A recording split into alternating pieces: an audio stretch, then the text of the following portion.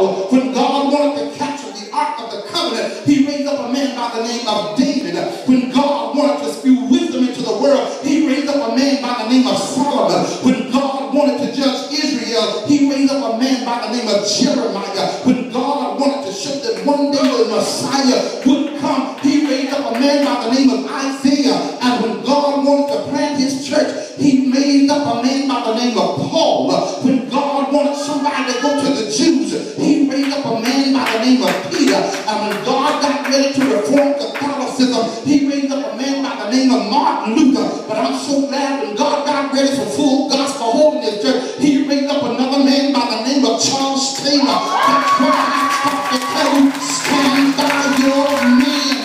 God is doing a work in the house, but the men got to come where the work is. Men got to get on their posts. It's time out for us being under the tree. It's time out for us hanging out at the pool hall. It's time out for us to be at that other kind of club. It's time for us to be where God can use us. Ladies, you got to stand by your man. I know some of you are sitting back saying, yeah, but some of these men ain't worth nothing. I understand what you're trying to say, but you've got to have faith and believe that God can and God will. Just like you have problems with your man every now and then, God had problems with his men. If you know the Bible, God had a problem with a man named Noah. Noah got drunk and started stupid. Abraham didn't believe the promise of God. Joseph told his dream too soon. Moses got angry and killed a man. Gideon had an inferiority complex. Samson laid his hand in the wrong woman's lap. David became psychotic and started killing folk and sleeping around town. Solomon was a Bible-day pimp with 300 wives and 700 concubines. However, through it all, God was looking for a man. And the Bible lets me know that God couldn't find a man worthy, so he himself became a man and sent Jesus to Christ.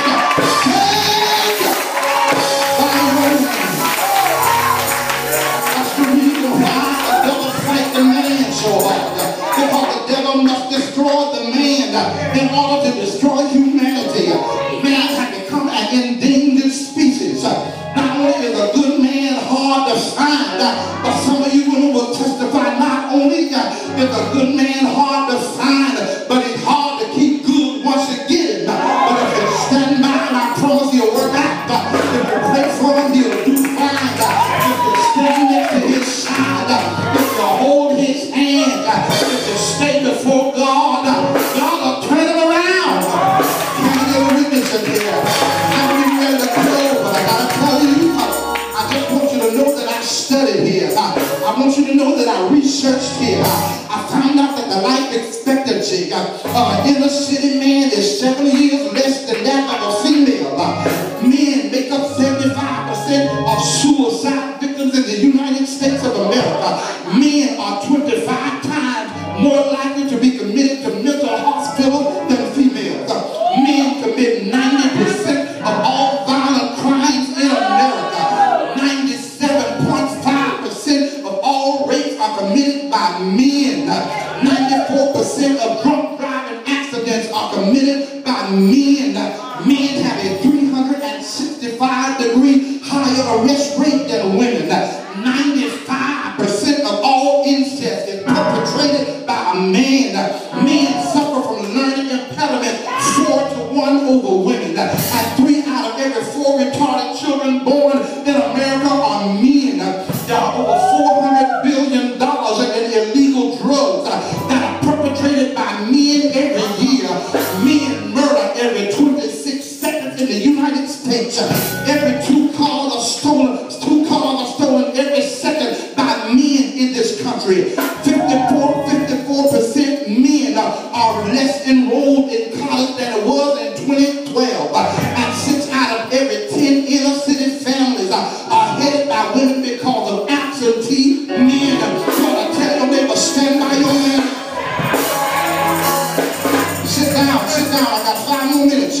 You wonder why we're catching the hell we're catching? Because there's an all-out attack against your man. The next time you call him stupid or dumb or ugly, you ought to think about what he has to go through in order to keep his head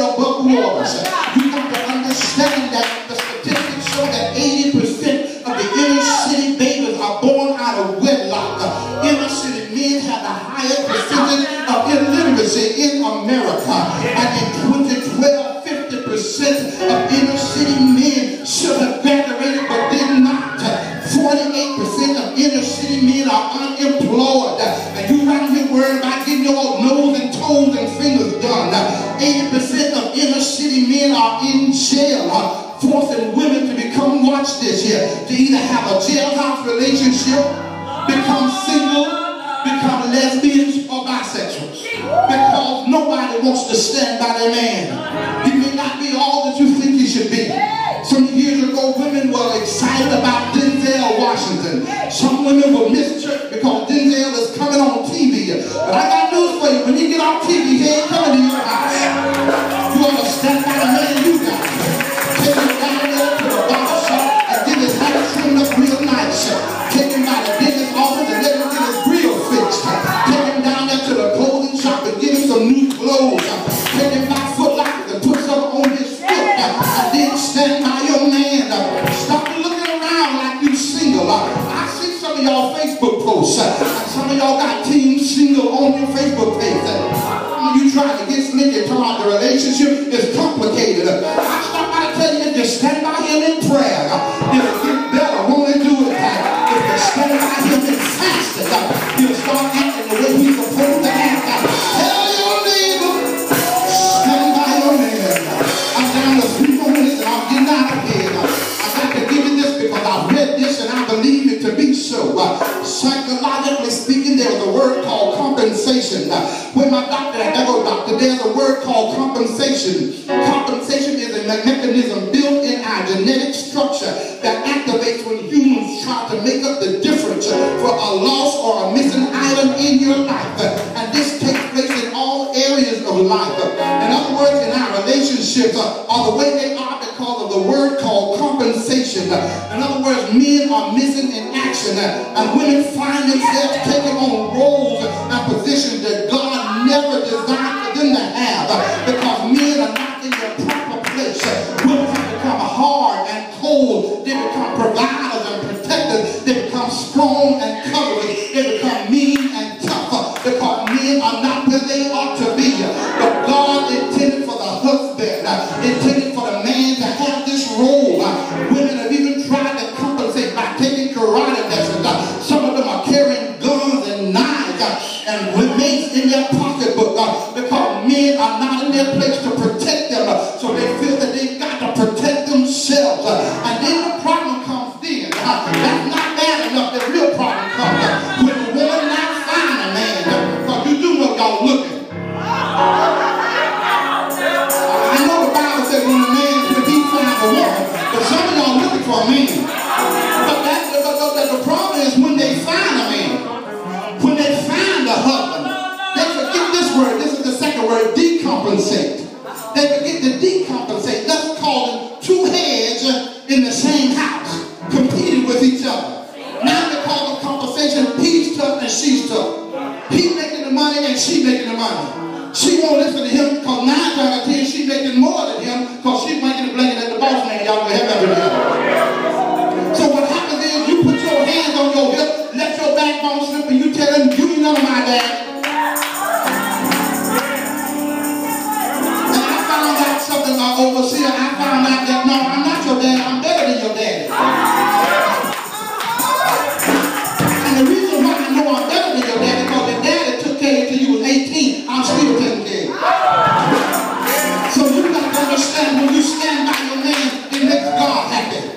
And so what we're living in a time, we're living in a society, I'm closing now, when women now have lost their femininity. Women have lost their softness. Women have lost their grace and their pizzazz. And they now have an attitude that says, I can bring home the bacon and fry in the pan without a man. But the devil is a liar. You were made for a man. Let me get a witness in here. You find that the enemy wants to cut off the man because it is men that become husbands and become fathers and providers. Where there is no father, there is no mentor. Where there is no father, there is no leadership. Without the father, there is no greens or gold. Because your identity is found in the Father. Women, you may not like it, but your identity is found in a man. Before you got married, your identity was found in your dad. You took on your dad's name.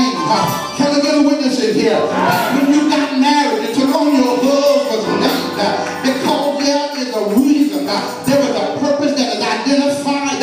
Whether you like it or not, God called the men to be their head. And that's why men, you got to step up to the plate. You got to tell the devil, I'm tired of hanging out all night. I'm tired of smoking and drinking. I'm tired of living like the devil. I'm ready to do what God told me to do. I'm ready to stand and be a man of valor, a man of substance, a man that's a real man, not a two-faced man, not a funny acting man, but a man that put on his pants one leg at a time, a man that will take care of his home, take care of his family, take care of his God.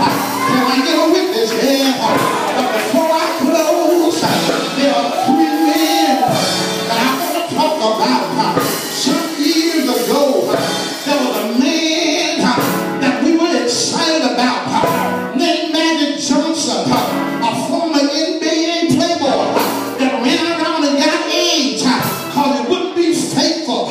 There was another man that we were crazy about who was a confused pop star, didn't know whether he was black or white, by the name of Michael Jackson, who died of an overdose. And on television there was another man that we thought was all of that in a bag of chips by the name of Mr. Huxtable, a perfect father and husband, but didn't go to church.